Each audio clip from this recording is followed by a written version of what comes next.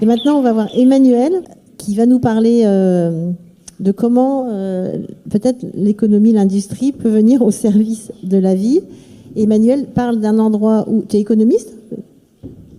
Tu es un peu économiste, tu as écrit un livre, L'économie expliquée aux humains, mais ce livre sur la perma-économie, tu as inventé ce concept. Et puis là, la biomimétique. Tu es membre du bureau de l'UICN, comment ça s'appelle déjà? L'Union de la conservation de la nature. Tu as été assez sollicité pour écrire des rapports sur les rapports économie et diversité pour le ministère de l'Environnement. Et tu es un des pionniers de ces sujets-là, puisque ça fait 25 ans que tu fais de la recherche, que tu publies et que tu enseignes et que tu transmets. Voilà. Donc on a la chance d'avoir Emmanuel.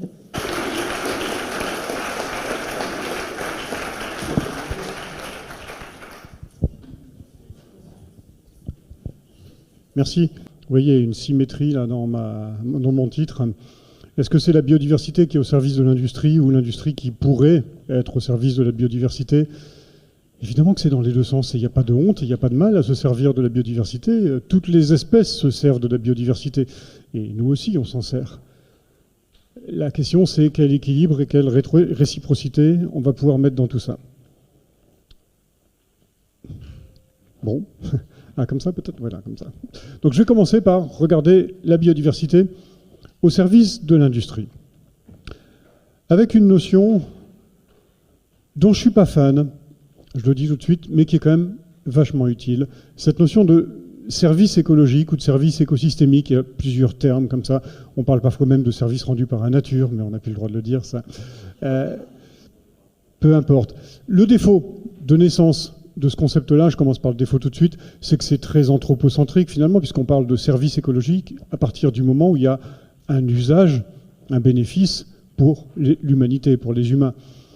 Or, dans les écosystèmes, toutes les espèces contribuent à des fonctionnalités écologiques. Comme l'a dit Christiane, plusieurs espèces vont contribuer à la même fonctionnalité écologique et la même fonctionnalité, et plusieurs espèces, et chaque espèce va contribuer à plusieurs fonctionnalités écologiques.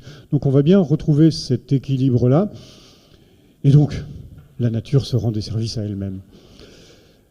Cette notion de service écosystémique ou de service écologique, on la regroupe souvent, il y a 4 catégories.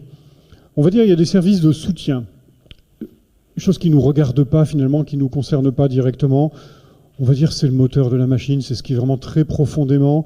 C'est les grandes fonctions écologiques comme le cycle des nutriments, le cycle du carbone, de l'azote, du phosphore, etc.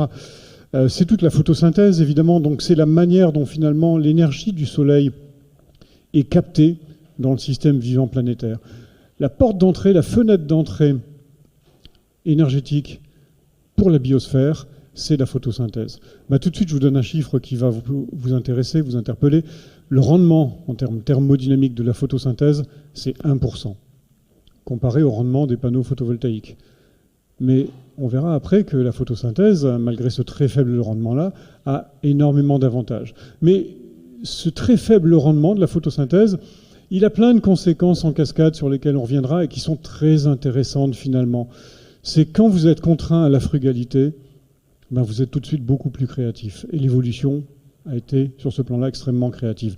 Et enfin, c'est la formation des sols, donc on est aussi sur des cycles longs de formation des sols. Ça, j'ai dit, ça ne nous concerne pas. Par contre, je vais regarder maintenant les services d'approvisionnement. Ça va vous parler tout de suite.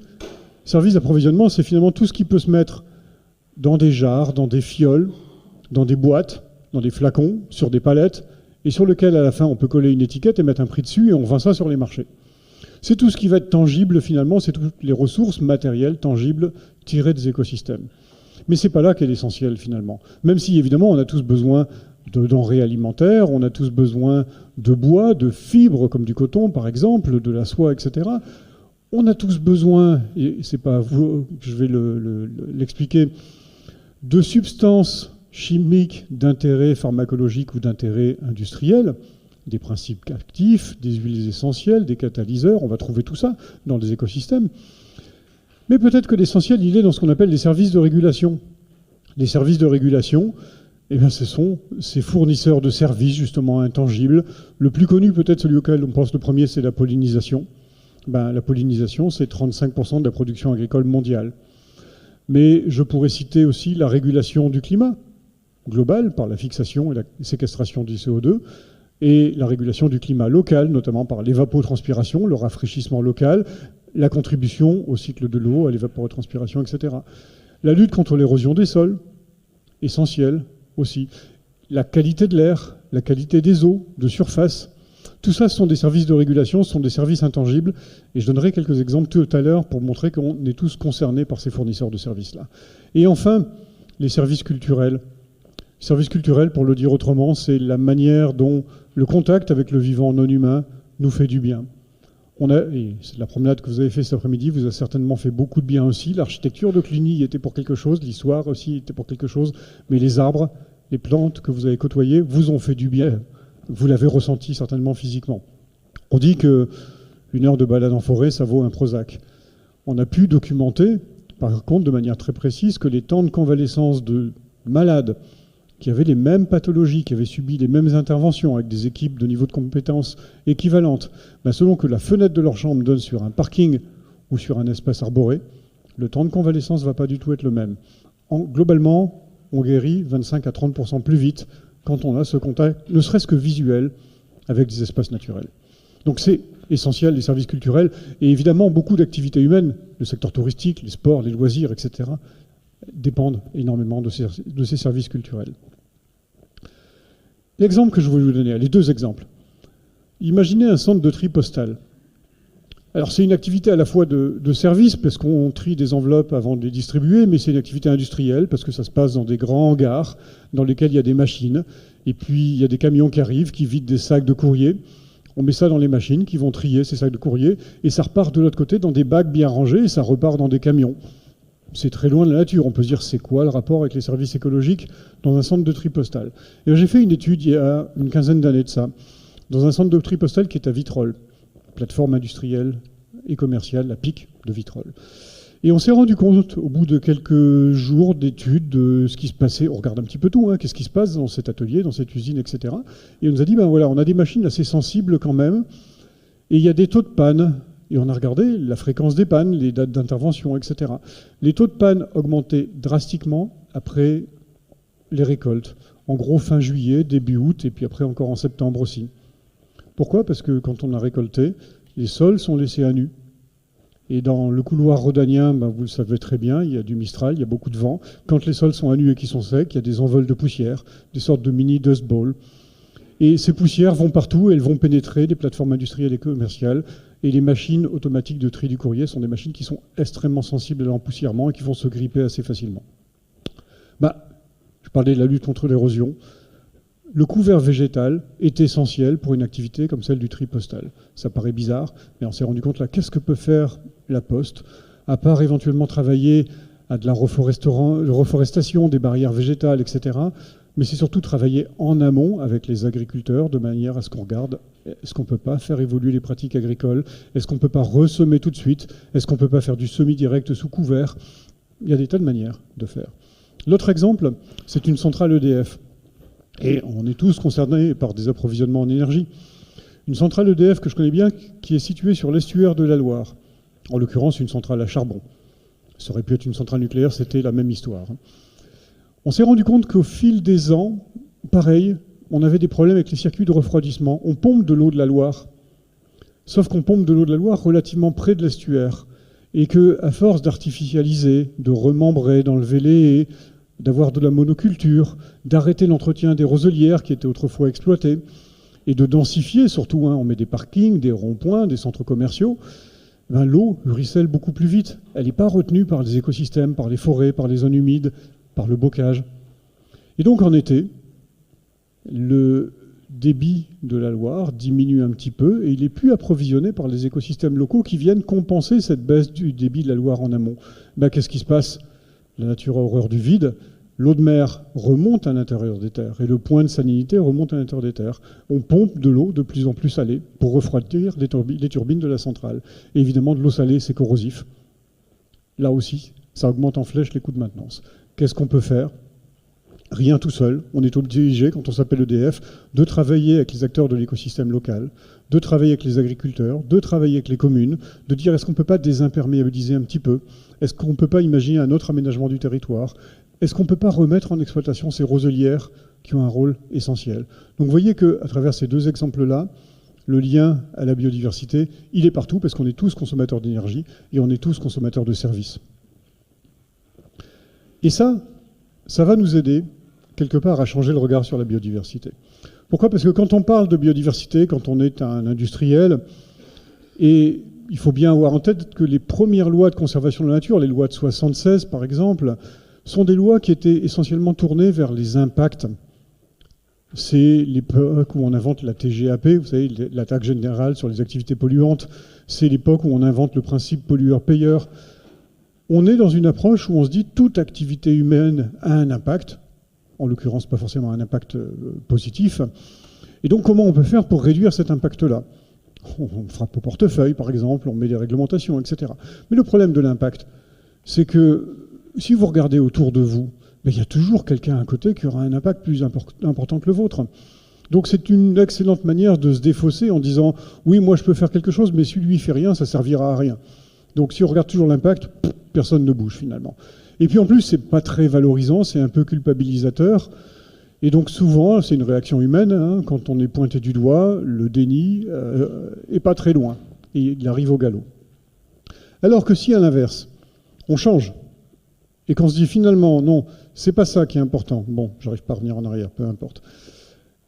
C'est pas ça qui est important, la manière dont vous impactez la biodiversité qui est importante, c'est la manière dont vous dépendez de la biodiversité à travers les services écologiques. Là, oui, évidemment, ça va inciter les entreprises, les acteurs économiques à changer de regard sur la biodiversité. De contrainte, quelque part, la biodiversité devient un enjeu stratégique. La biodiversité devient un fournisseur finalement essentiel, un fournisseur qui n'envoie pas de facture, mais qui contribue finalement à fournir à l'entreprise les matériaux, l'énergie et les conditions d'exploitation favorables à travers les services dont elle a besoin. S'engager et agir pour la biodiversité, à quoi ça peut servir aussi? Eh bien, ça peut servir à renforcer ses liens avec les parties prenantes. Les deux exemples que j'ai pris tout à l'heure, EDF ou La Poste, ces entreprises-là ne peuvent rien faire toutes seules sur la biodiversité. Elles sont obligées d'agir avec les parties prenantes locales, avec, en l'occurrence dans l'estuaire de la Loire, c'était aussi avec les pêcheurs, avec les agriculteurs, c'est aussi avec les collectivités territoriales, c'est aussi avec les ONG, c'est aussi avec les organisations scientifiques qui vont apporter de la métrique, de la mesure, de l'intelligence dans tout ça. Forcément aussi, et au contraire du carbone d'ailleurs, hein, parce qu'une tonne de carbone ici ou une tonne de carbone à Shanghai ou à Shenzhen, c'est la même tonne de carbone. Mais la biodiversité et la biodiversité à Shenzhen, c'est pas la même. C'est localement qu'on s'en occupe. Et donc, c'est avec les parties prenantes locales. Donc, ça aide forcément à s'ancrer dans des réalités de terrain. On est sur des choses extrêmement concrètes. L'autre aspect, c'est la mobilisation des collaborateurs. Tiens, puis je vous donne une astuce tout de suite, là. Un des premiers pas que vous pouvez faire, et on avait fait l'expérience avec EDF, c'était très intéressante. On s'est rendu compte que parmi les collaborateurs, il y a plein de personnes qui sont botanistes amateurs, comme la personne qui a accompagné Christiane tout à l'heure, ornithologues, entomologistes, un tas de personnes qui ont des compétences naturalistes et qui travaillent évidemment en entreprise. Eh bien, le simple fait de recenser ces compétences-là et de les identifier, c'était une manière de valoriser les collaborateurs et peut-être une manière d'identifier aussi des premières pistes d'action. Vous voyez que là, on peut mobiliser activement. On va évidemment fidéliser ses clients, mais aussi l'ensemble de son écosystème productif, ses fournisseurs, ses prestataires, qui vont pouvoir être embarqués dans cette aventure-là. Enfin, et j'y reviendrai, à travers le biomimétisme, la biodiversité, c'est une manière de créer de la valeur, d'inspirer l'innovation future. Et ayez en tête que chaque fois qu'on perd une espèce, c'est peut-être les innovations qu'elle aurait pu nous inspirer dans 5 ans, dans 10 ans, qu'on perd aussi.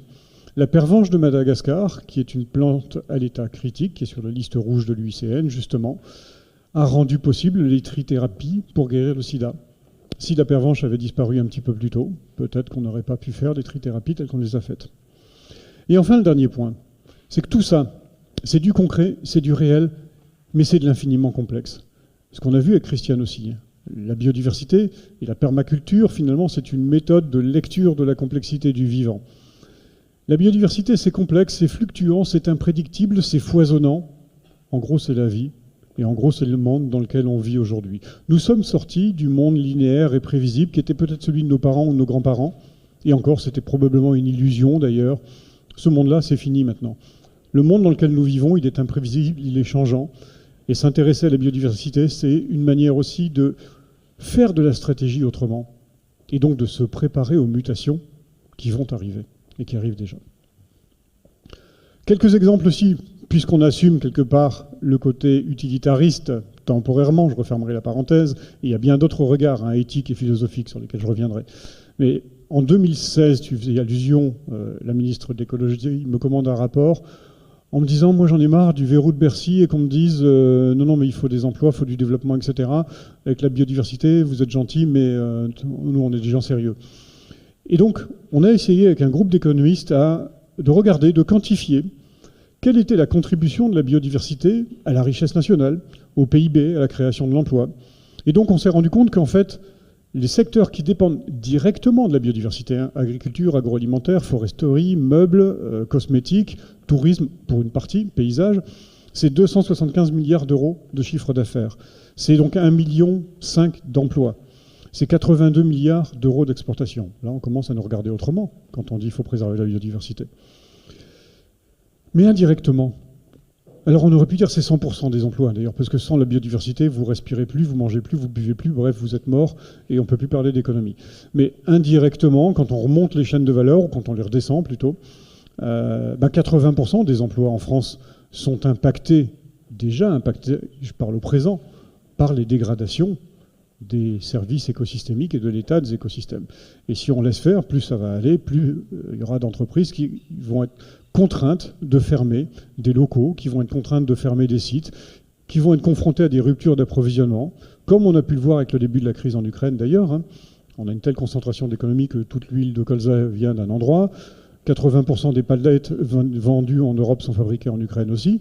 Mais déplacer la chose de l'enjeu géopolitique à l'enjeu écologique, vous vous rendez compte qu'il y a aussi des goulets d'étranglement dans certains approvisionnements matériaux, et on y est confronté directement. Mais le côté positif de tout ça, c'est qu'investir dans la biodiversité, c'est payant. On a calculé aussi que les activités qui étaient directement liées à la protection de la nature, et là je parle des gardes forestiers, des gardes dans les parcs nationaux, parcs naturels régionaux, je parle des chercheurs qui travaillent directement sur la biodiversité, je parle des ONG, des gens qui font de la sensibilisation, c'est 35 000 emplois quand même, c'est pas complètement négligeable non plus, et ça contribue au PIB à hauteur de 2,5 milliards d'euros. Et surtout, on a pu calculer le taux de retombée en termes de création d'emplois. Pour chaque million d'euros investis, que ce soit de l'argent public d'ailleurs ou de l'argent privé, c'est pareil, ça va générer 19 emplois non délocalisables. C'est pareil, dans un pays qui est assez largement désindustrialisé, où on a besoin de créer des emplois non qualifiés, parce que tout le monde a besoin de travailler, ça peut être un bon moyen de créer des emplois aussi. Et la biodiversité, il y a aussi des questions d'argent, et il y a aussi des leviers qu'on va pouvoir activer. Parce que tout ça, c'est bien gentil, mais et nous alors? Après tout, on parle de biodiversité. D'abord, la biodiversité, vous en êtes aussi. On n'a pas le droit de dire le mot nature, mais la nature, on va dire, elle n'est pas séparée de nous, elle commence là. Elle est dans votre microbiote. Elle est dans les cellules non humaines que vous abritez dans votre enveloppe corporelle. Vous le savez, ou vous ne le savez pas peut-être. Vous avez autant de cellules non humaines que de cellules humaines dans votre enveloppe corporelle. Donc c'est quand même pas inintéressant non plus. Ça va faire un résumé en une slide de la marche du temps profond. Alors, il est où, Lucas? Il est au centre, bravo. Effectivement, c'est votre arbre généalogique. On appelle ça un arbre phylogénique. Donc c'est l'ensemble des espèces actuelles. Pour la petite histoire, d'ailleurs, quand on parle de biodiversité, on a en tête des plantes, des animaux, parfois éventuellement des champignons. Si c'était un cadran horaire, ce serait ce qui est entre 13h30 et 14h30, là, sur le cadran. Donc l'essentiel, et tout ce qui est en violet, tout ce qui est en vert, sont des bactéries, sont des archées, sont des organismes donc prokaryotes, dépourvus de noyaux, de mitochondries, de chloroplastes, extrêmement simples en apparence, mais qui pourtant forment aujourd'hui l'essentiel de la biodiversité. Et l'essentiel de l'homéostasie, la stabilité planétaire, on la doit à des micro-organismes. On a découvert seulement dans les années 2000 l'organisme qui était le plus gros fixateur de carbone. Ben, ce n'est pas un arbre, ce n'est pas un champignon, ce n'est pas une plante, c'est un micro-organisme marin, mais qui est présent dans des quantités astronomiques et qui va fixer le carbone sur des très longues durées. Bon, voilà, ça c'est pour la petite histoire. Deux choses là-dedans. Comme je vous disais, c'est un peu comme la marche du temps profond. Imaginez que vous partez de l'extérieur et vous suivez les différents embranchements. Et chaque fois que vous avez deux embranchements qui se rejoignent, vous êtes à la rencontre de votre ancêtre commun. On a parlé de Proconsul, par exemple, qui est l'ancêtre entre Pan troglodytes, le chimpanzé, et Homo sapiens, que nous sommes. Et donc, plus on va vers le centre, plus on converge vers Lucas, qui est effectivement tout au milieu. Maintenant, faites le chemin en inverse. Partez du centre et allez vers la périphérie. Qu'est-ce qui vous frappe ?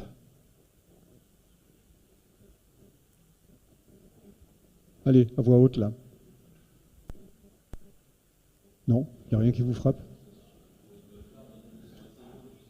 Ça ressemble un petit peu à un labyrinthe, d'ailleurs. Ça passe son temps à foisonner, à se diversifier. Et d'ailleurs, quand on parle de biodiversité, biological diversity, c'est presque un pléonasme, parce que le vivant et la diversité sont intrinsèquement liés. Le vivant passe son temps à fabriquer de la diversité, pour peu qu'on lui en laisse le temps. Et alors, il y a deux raisons à ça. Et ces deux raisons, je les trouve très inspirantes et très riches de leçons. Vous avez une idée des leçons, des causes, des raisons qui font que le vivant fabrique de la diversité en permanence ? L'erreur. Bravo, c'est rare que j'ai cette réponse-là. Ça suppose une vraie culture scientifique, ça, quand même. Parce qu'effectivement, on a souvent ce biais cognitif qui est de se dire, tiens, tout est parfait dans la nature. Mais non, en fait, c'est que c'est imparfait. Et cette imperfection, elle est salutaire. Pourquoi ? Parce qu'au moment de la réplication du brin d'ADN, de temps en temps, le système vivant fait des erreurs. Et ces erreurs aléatoires créent de la variation spontanée. Et c'est sur cette variation spontanée, donc il y a de la diversité qui apparaisse, que la sélection naturelle va pouvoir opérer. S'il n'y avait pas de variation, il n'y aurait pas de sélection naturelle. Et puis après tout, on peut se dire, Lucas, là, il était adapté à son environnement. La recette, elle aurait pu convenir et ça aurait pu se perpétuer comme ça. Et on serait tous encore des Lucas, des êtres unicellulaires, probablement peu doués pour la parole et probablement peu doués pour la conscience aussi. Donc on ne se raconterait pas des histoires comme aujourd'hui. Donc effectivement, l'erreur crée de la diversité. Dans notre monde économique et ou même culturellement, dans l'éducation, on passe notre temps à faire la chasse à l'erreur, se dire qu'on pourrait peut-être accueillir un petit peu autrement l'erreur en se disant, tiens, est-ce que c'est pas un réservoir d'adaptation ? Est-ce que c'est pas quelque chose qui pourrait ouvrir des voies qu'on pourrait explorer ? Alors, oui, ça marche. Je sais pas ce qu'il a fait, mais bravo. L'erreur dans notre monde, dans la recherche, on appelle ça la sérendipité. On se rend compte que souvent, beaucoup d'innovations, beaucoup de découvertes sont dues à une erreur au départ. En gastronomie aussi, dans l'art aussi, finalement, plein de procédés ont été inventés grâce à des erreurs. Donc peut-être qu'accueillir des erreurs autrement, ça peut être intéressant. Le deuxième, et la deuxième cause. Allez, vous avez une idée sur une deuxième raison ? On n'est pas loin, et d'ailleurs on n'est pas loin des 7 péchés capitaux aussi. Non, c'est effectivement la recherche d'économie d'énergie, j'aurais presque pu dire de manière un peu caricaturale la fainéantise, mais non. Mais économiser l'énergie, c'est un des grands moteurs de l'évolution. Pour cette raison simple que je viens d'évoquer, c'est que le rendement de la photosynthèse est faible, et donc l'énergie accessible métaboliquement dans les écosystèmes est finalement relativement rare. Et comme le dit le slogan de l'ADEME, l'énergie est rare, économisons-la. C'est ce que fait le vivant depuis 4 milliards d'années. Et comment on économise l'énergie ? D'abord, en essayant d'éviter la concurrence. Parce que quand vous êtes à deux en concurrence pour la même ressource dans le même écosystème, vous allez dépenser 2 fois plus d'énergie pour arriver à vos buts, parce que vous allez d'abord vous battre entre vous avant d'arriver à la source d'énergie. Et demandez-vous pourquoi, par exemple, dans un même lieu, comme ici, vous allez avoir des hiboux et vous allez avoir des rapaces qui vont chasser de jour. C'est la même espèce, c'est à peu près les mêmes proies, c'est le même métabolisme. Il y en a une qui s'est spécialisée sur la nuit, l'autre qui s'est spécialisée sur le jour. Comme ça, elles ne se font pas concurrence directement. Les stratégies de spécialisation de niche sont essentielles dans la diversification du vivant. Et puis on l'a vu dans la marge du temps profond, où vous avez des symbioses qui apparaissent par exemple, des formes de coopération qui vont être ancrées très profondément dans le vivant. Vous avez l'endosymbiose par exemple, c'est aussi une manière de mieux gérer l'énergie, de l'économiser quelque part. On va s'allier et ensemble, on va faire des choses plus efficacement que si on avait été séparés. Donc finalement se dire, tiens, la rareté énergétique et l'erreur sont les deux moteurs de la diversité du vivant et de finalement sa capacité d'adaptation, sa résilience, sa productivité, sa créativité, fondamentalement. On se dit, ah, il y a peut-être des leçons intéressantes à puiser pour nos organisations. Et maintenant, regardez notre monde à nous. Eh bien, il ressemble à ça. Devant moi, évidemment, j'ai une seule espèce, alors vous n'avez pas tous la même tête, quand même. Mais culturellement, globalement, est-ce qu'on ne peut pas se demander quand même si notre société, elle a une vraie aversion à la diversité tout court? Parce qu'il n'y a pas que la biodiversité qui est menacée. La diversité linguistique est en train de s'effondrer en même temps. Les diversités culturelles sont en train de s'effondrer en même temps aussi. Et là, j'ai une mauvaise nouvelle à vous annoncer. C'est que dans un monde industriel, dans un mode de développement industriel, le facteur clé de succès, qu'est-ce qu'il faut pour être performant? Il faut être capable de produire en volume au plus faible coût unitaire possible. Donc on cherche à faire des économies d'échelle, donc on produit toujours plus de volume de la même chose. Quand vous êtes dans une économie de plateforme sur Internet et que vous vendez des séries à tout le monde, ça coûte vachement cher de produire une série. Vous avez plutôt intérêt à standardiser les goûts plutôt que de faire des séries pour tout le monde. Et comme ça, vous allez vendre la même série en Europe, aux États-Unis, en Afrique, en Inde, en Chine, etc. C'est plus difficile sur certains continents, mais globalement, c'est un peu la même idée quand même. Et si vous vendez des smartphones, vous avez intérêt à ce que, quelque part, le design, les désirs soient à peu près formatés pour tout le monde. Et donc, on a un certain appauvrissement culturel. Là, et ça va répondre à ce que disait Christiane aussi, imaginez maintenant, vous êtes au mois de juillet et vous avez devant vous un champ de blé. Dans ce champ de blé, vous avez une seule espèce, mais vous avez en plus un seul individu, donc on est vraiment dans l'image de la photo, puis les semences qu'on utilise sont des semences clonées. Donc c'est le même patrimoine génétique, c'est génétiquement le même individu qu'on va semer sur des centaines d'hectares. Dans un mode de développement industriel, c'est parfait et c'est très performant. Pourquoi? Parce qu'on moissonne à la moissonneuse-batteuse. Et donc comme c'est génétiquement le même individu, toutes les tiges sont de la même hauteur. Regardez une prairie naturelle, il y a des tiges à toutes les hauteurs. Mais comme on moissonne à la moissonneuse-batteuse, on règle la barre de coupe une fois pour toutes, et vous êtes extrêmement performant, vous allez moissonner des centaines d'hectares en quelques heures, là où il aurait fallu peut-être plusieurs passages ou récolter à la main. C'était plus compliqué, évidemment. Donc, est-ce que c'est la biodiversité qui n'est pas adaptée à notre monde industriel ou notre monde industriel qui n'est pas adapté à la biodiversité? Je vous laisse méditer là-dessus. Mais il y a une sorte d'antagonisme, d'incompatibilité, quelque part, entre un monde dont nous avons fait la performance par le volume la clé du succès, et un monde qui, par nature, est foisonnant, diversifié, passe son temps à bricoler, passe son temps à s'ajuster de manière totalement imprédictible. Ah, là, il va falloir réfléchir à ça. Parce que la conséquence de tout ça sur la biodiversité, c'est qu'aujourd'hui, si vous faites l'exercice de penser, de mettre tous les mammifères de la Terre, y compris les mammifères marins, donc il y en a des gros dans l'histoire, sur une balance, et vous comparez les poids relatifs, vous arrivez au chiffre suivant, 36% des mammifères, c'est vous, c'est nous, c'est Homo sapiens. 60% du poids total des mammifères, ce sont des animaux d'élevage que nous élevons pour les tuer, pour les manger. Et 4% de la biomasse mammalienne terrestre, ce sont donc les mammifères sauvages. Tiens, on parlait de partage équitable des ressources et des produits dans la permaculture. On est loin du partage équitable avec le vivant non humain. Pour les oiseaux, c'est à peu près pareil. En gros, 70% de la biomasse totale des oiseaux sur Terre, ce sont des poulets. Et donc, le reste, 30%, ce sont toutes les autres espèces d'oiseaux, y compris d'autres oiseaux d'élevage. La biomasse animale, maintenant, je ne parle plus que de la biomasse mammalienne, de mammifères. Je prends tous les invertébrés, tous les poissons, tous les reptiles, tous les oiseaux, etc., les vers de terre, les insectes. C'est 4 gigatonnes. Depuis qu'on fabrique du plastique, on a fabriqué 8 gigatonnes de plastique. Mais le plastique qu'on fabriquait dans les années 50, il est encore là. Et il sera encore là dans quelques millions d'années. Le plastique, il se fragmente, il ne se dégrade pas. Donc il intègre les chaînes alimentaires. Vous en avez certainement dans votre corps, dans vos cellules, qui sont accumulées dans vos tissus. Et enfin, le dernier chiffre, qui est quand même assez impressionnant aussi, c'est qu'on parlait de fonctionnalité écologique ou de services écologiques. Ben, ces services, ils sont rendus pour beaucoup par des végétaux, par des plantes.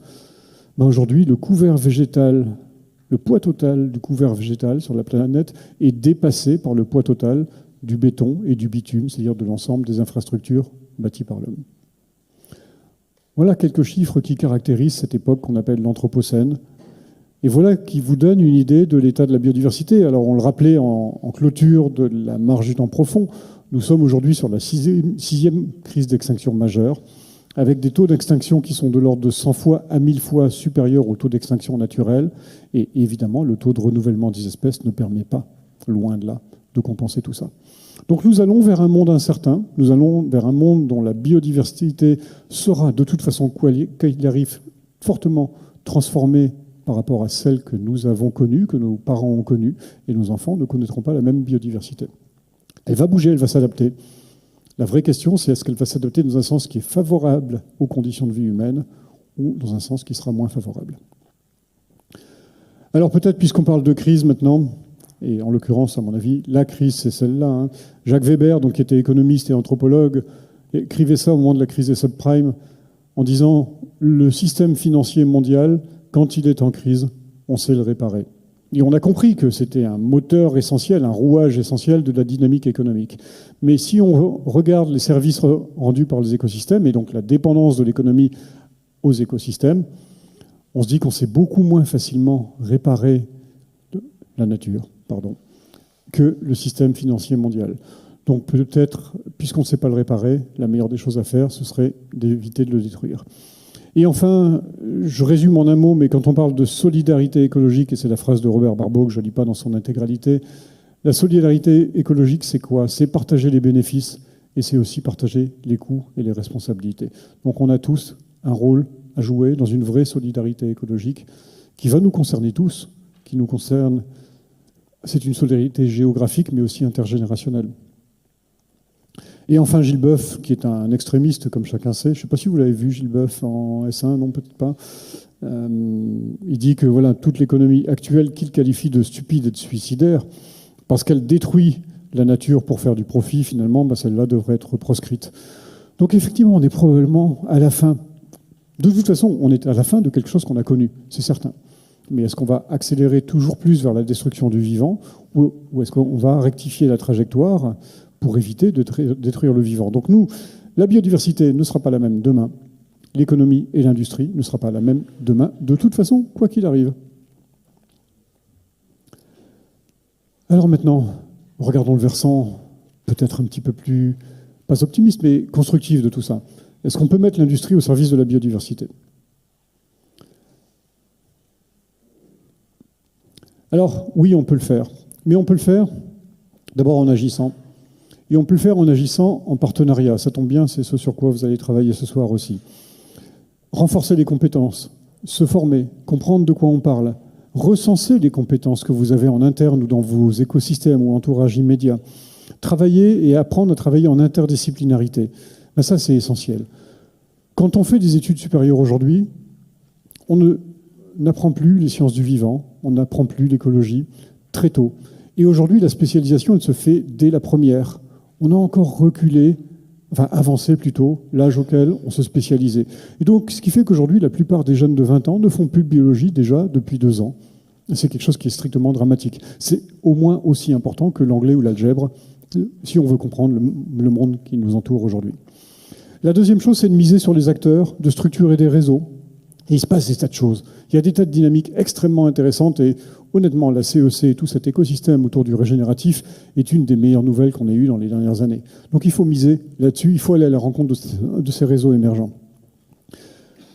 Et enfin, le dernier point, c'est que, je vous l'ai dit, on fonce vers l'inconnu. Et donc on doit être obligé d'expérimenter.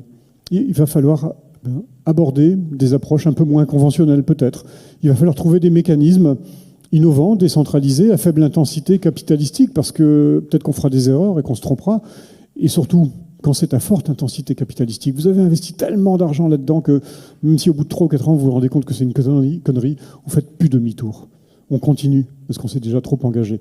Si on fait des choses à faible intensité capitalistique, on va pouvoir accepter l'erreur, et il faut l'accepter l'erreur, et revenir en arrière et corriger les trajectoires et dire non, on a fait une connerie, ça marche pas, on essaye autre chose. On a le droit, et c'est humainement nécessaire, indispensable.